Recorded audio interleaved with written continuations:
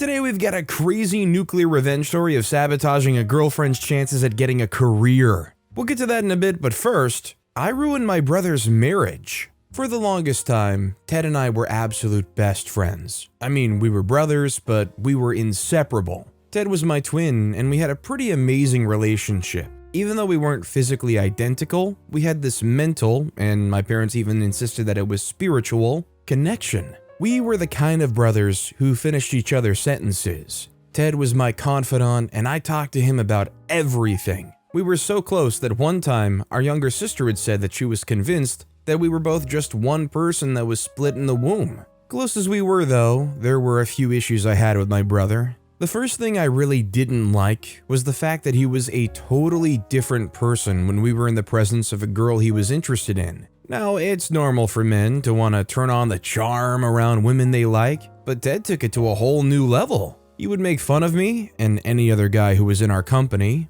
I always thought he did it to make himself more desirable, as if by somehow making other guys around look like weak idiots, ladies would be more likely to choose him. It was really annoying, and we had a few fights about it. Another big issue was that he would somehow always go for any lady he saw I was interested in. The first time I laid hands on him, it was exactly because of this bull, and it hurt a ton because it was Lisa. Who's Lisa, you ask? Well, that's one topic that's always sore to me. Lisa and I were friends in high school. I had a big crush on her, but I didn't want to ruin our friendship, so I sucked it all up and decided not to talk about it. I did tell Ted all about it, and he suggested I shoot my shot before it was too late. So one afternoon after school, I asked if Lisa wanted to go on a date to see a movie with me. She responded with an enthusiastic yes and a hug. Now, you'd probably think that I'd had figured that she was probably interested, but 14-year-old me wasn't exactly the sharpest tool in the shed. When I got back home, I told my brother all about it. His advice? That I prove my manliness at the date. He told me women respect a tough, powerful man and I needed to exude that. Like I said previously, I wasn't exactly very smart, so I thought his advice was solid. I went on that date acting like an actual jerk, and by the time it was all over, Lisa was absolutely miserable. She asked why I was acting differently, and I wanted to tell her that my brother had told me to act that way, but I decided not to. Instead, I told her that she was being silly and I wasn't acting differently. When I told Ted about it all and how I felt like the date hadn't gone well, he assured me that it couldn't have gone better, and all I had to do was wait for her to come running. I wasn't to call or text till she did. The next day at school, I noticed that she didn't talk to me as much as she usually did, and she even sat at another table to avoid eating lunch with me. I was honestly a bit worried, but I assumed it was all part of the game, as Ted put it. I figured after a while we'd be good again. What instead happened was that for the next few days, Lisa grew more and more distant. I know something was seriously wrong when I tried to talk to her in the hallway and she just walked away from me. Scared, I cracked. I tried to call her the moment I got home, but she didn't pick up. I knew I had blown it. I confronted Ted about the advice he had given me, and he told me to calm down and let him talk to her. I told him he had done enough as I stormed out of his room. 2 days later, Lisa came over to my house. When I saw her, my heart leapt. Perhaps she had decided to finally forgive me. Maybe Ted did as he said he would, and he'd finally convinced her that I'd acted on his instructions and she was ready to patch things up. As I ran downstairs to the door, I kept thinking of how I was a bit harsh with Ted and how I'd apologized if this truly had been his handiwork. Finally, I could talk to Lisa again. Who knew, maybe we could actually still end up together. I opened the door, and the moment Lisa saw me, she had this look of irritation on her face that I knew.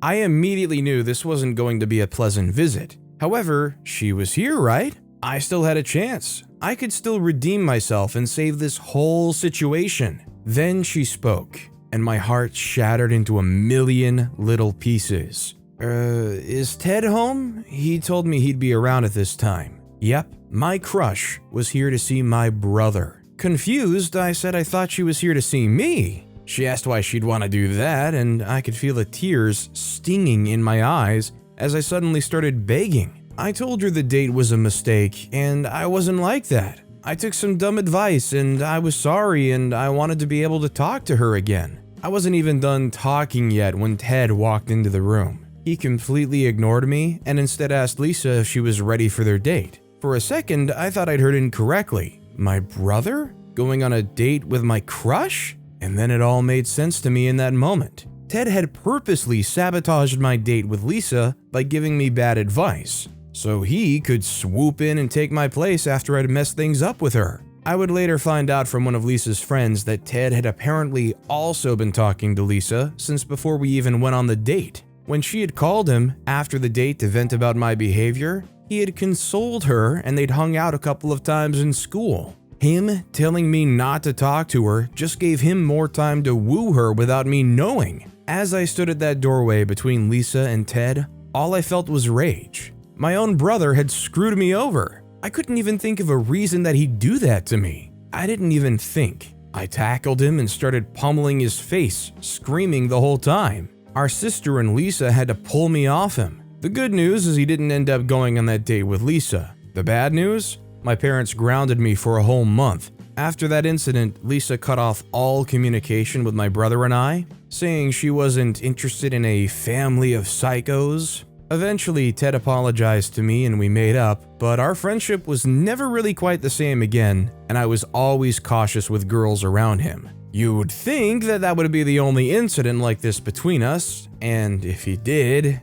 you'd be wrong. Over the years, Ted would try to date women I was interested in repeatedly. It was like he couldn't be bothered to find someone on his own. It didn't help that I'm a pretty shy person and I tend to take my time before I ask a woman out. Something happened, though, that seemed to ensure that he wouldn't ever poach a girlfriend from me again. You see, there was this lady, Veronica, that I was talking to. My brother, in typical fashion, also started talking to her. I wasn't really interested in fighting for her affection with my brother, so I just let them be. Surprisingly, they got really serious, and for the first time it seemed like my brother had found someone that he was actually really interested in. Two ways this was to my advantage. One was that I was able to finally have romantic interests without the fear that Ted would scheme and plot and snatch them. Secondly, it was really refreshing to see my brother actually crazy about someone. I had always maintained that, for the most part, Ted was never really interested in women to form actual romantic relationships. He was more into it just because he could.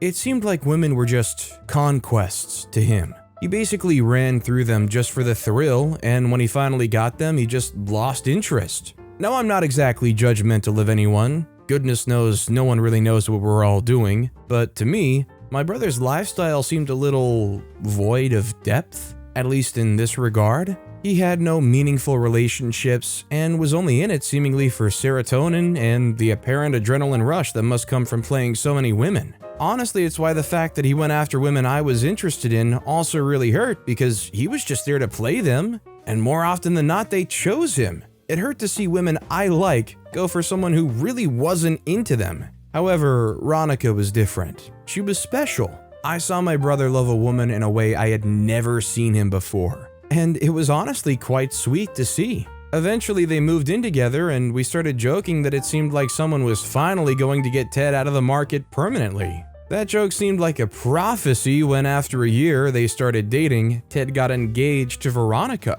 I was really excited and happy for them. I even helped plan parts of the wedding personally. On the day of the wedding, my brother had never looked so happy. I, of course, was his best man, and when I gave my speech at the reception, I mentioned how glad I was that Ted had met Veronica. I kind of skipped the part where I'd met her first and had been so close to dating her too. We all laughed and ate and drank, and it seemed like the perfect end to a perfect love story. After the wedding, my brother and I continued to hang out. Now, we didn't hang out as much as we did when we were both single, but we managed to see at least once every other week, which was fine by me. But then, one Friday, a couple of years after we got married, while my brother and I were at a bar having a drink, I met the woman that changed it all, Chloe. Chloe was perfect. The moment I saw her, I was already a goner. I was so enamored, I forgot what my brother was talking about and just got up and walked to her like a zombie in search of brains. After stuttering for a few seconds, which she thankfully saw as cute,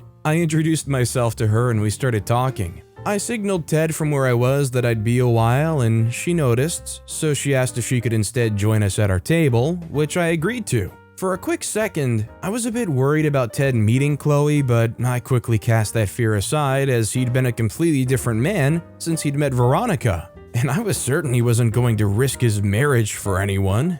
We all had a blast talking and drinking, and soon after, Chloe told me she had a party to attend, and then she literally grabbed me and told Ted she would be kidnapping me for the rest of the evening. Chloe was very adventurous and straightforward. We had a ton of fun, and when I finally took her back to her place, she asked me out on a date. More like informed me of a date with how direct she was, took my number and gave me a deep, breathtaking kiss. Chloe and I started dating, and it was absolutely amazing. I had never met a woman like her, and I was absolutely in love with her. She was always lively, and I couldn't imagine how I managed to live that long without her. However, one day she seemed upset, and when I prodded, she told me the last thing I expected to hear. My brother had been hitting on her secretly. It seemed like Lisa all over again. I was disappointed, upset, and sad. I decided though that this was my chance to not only teach him not to mess with Chloe and I again,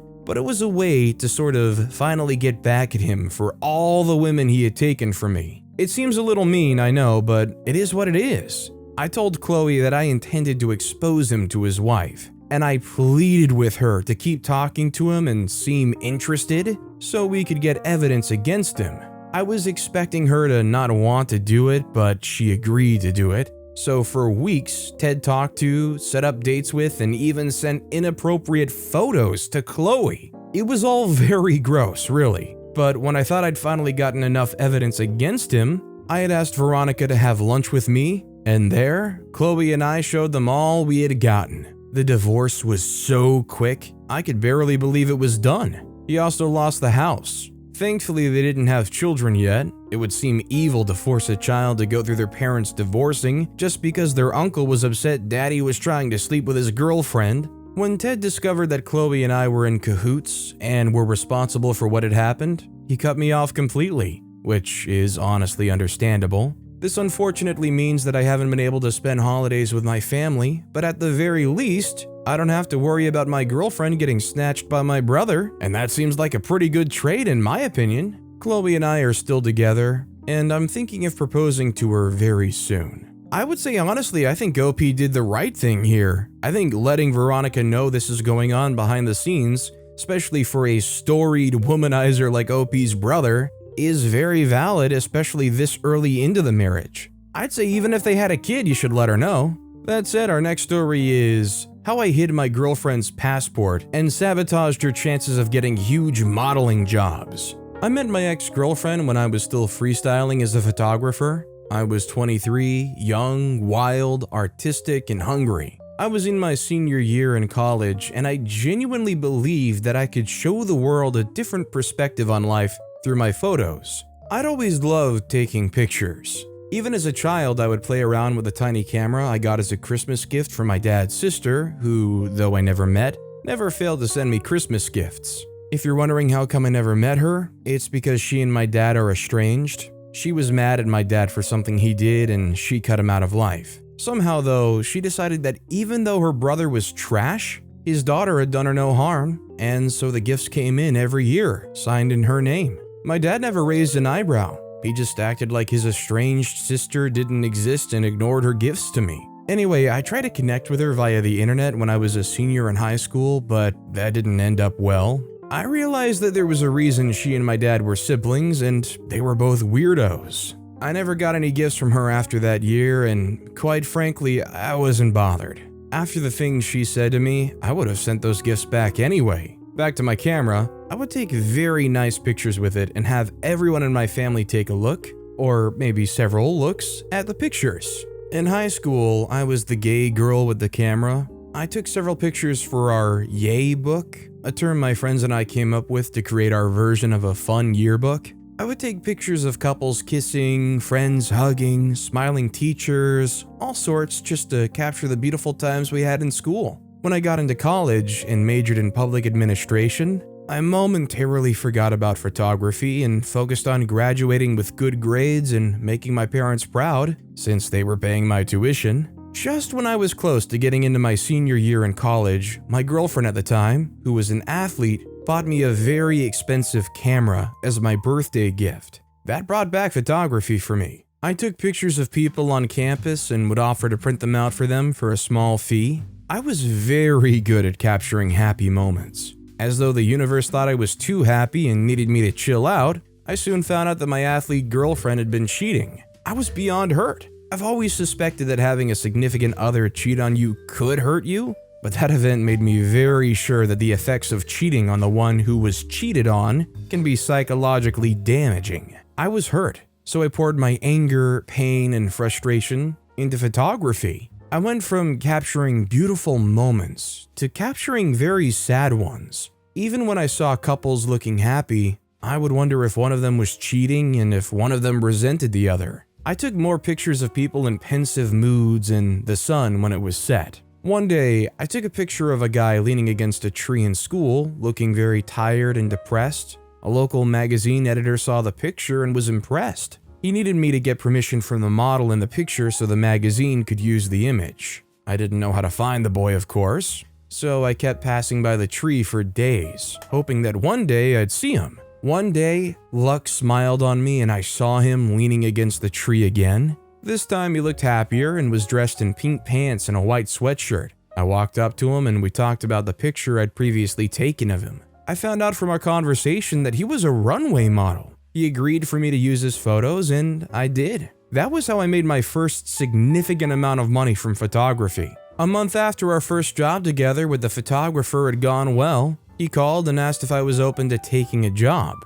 A small lingerie designer had just launched her new lingerie line and she needed a photographer. Unfortunately, the photographer she hired to do the job bailed on her at the last minute. It was nearly impossible to get a new one, and on such short notice too. So the guy suggested it to me and showed her the picture I took of him. I met my ex-girlfriend at this runway show. She was wearing a white two-piece with lipstick kisses printed in red all over it. She was hot, but I figured she was straight and just did my job. I was in the office of the show's organizer after the show to go over the photos and discuss editing. I didn't edit the photos, but they had a professional who did. The model walked in looking very tired. "I'm starving," I heard her whisper to him. He whispered something back. "What? I can't wait that long." She was still whispering, but loud enough for me to hear and know she was upset. "I'm sorry, I can't help you. Models are to pick up their checks by Friday." She walked away, cursing angrily under her breath. I understood what had happened immediately. Models go through a lot in the industry. The ones who weren't famous were paid peanuts, and even when they're underpaid, payment sometimes is delayed. Some big designers stubbornly refused to pay models. They simply promised to give them more visibility. Models would struggle to get the spots still. I never understood why a business that could pay would rather pay with exposure or whatever else. You can afford to do it, so why not just do it? As she walked out of his office, I resisted the urge to run after her. "Immigrants," the man grunted, as though by saying that word he'd explained everything I needed to know about the situation. I looked away, trying to hide my irritation, and went on to talk about the pictures. The next time I saw the model who had gotten me on board, I asked him about the immigrant model. "Oh, her? She's a fireball, that one." I said that she didn't seem like a fireball yesterday. I felt bad for how she was treated. He shrugged and said, "Payment comes in exactly a week after the show. She knew that."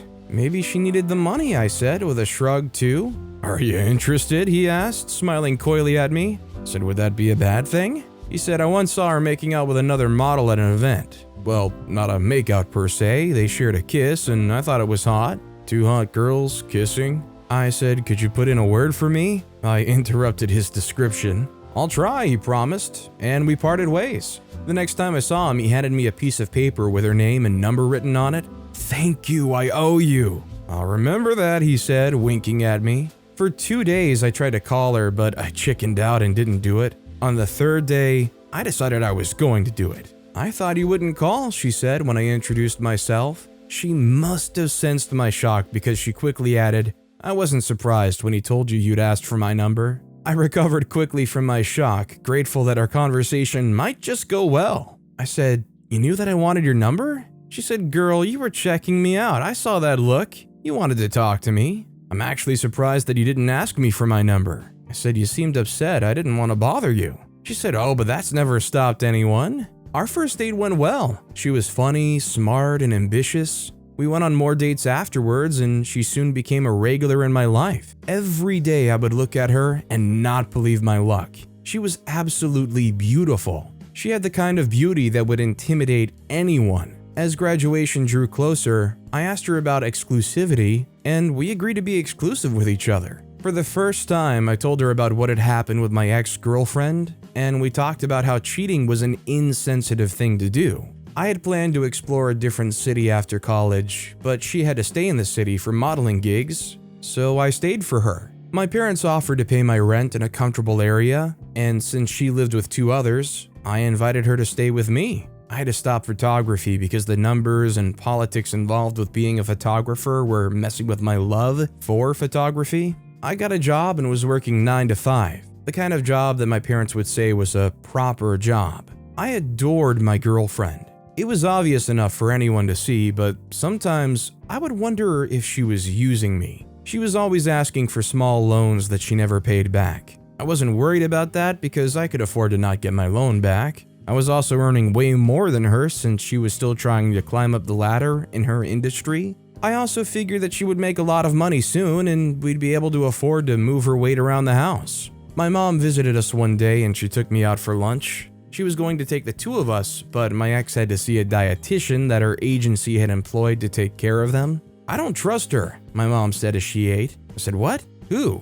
She said, "Your girlfriend. I don't trust her." I frowned and said, "Mom, I still think you're not comfortable with me being with girls." As I said that, I wondered if it were true. My parents had been supportive since I came out to them, but I sometimes got the feeling that my mom would have preferred it if I liked boys. "It's not about girls," my mom said, looking around suspiciously like someone was watching and listening closely, and emphasizing the word girls. "It's not girls, it's her." I said, "Mom, you know I respect and love you, but my girlfriend is great. We dated for a while before we were official." She said, "I don't know, honey. She just rubs me off the wrong way. I hope I'm wrong." I rolled my eyes and said, "I hope so too." My mom watched me and then said, "I really hope so. You are clearly crazy about that person." I smiled. My mom was right. I was in love with my girlfriend. I loved her more than she loved me, but that didn't matter to me. What mattered to me was that she loved me too.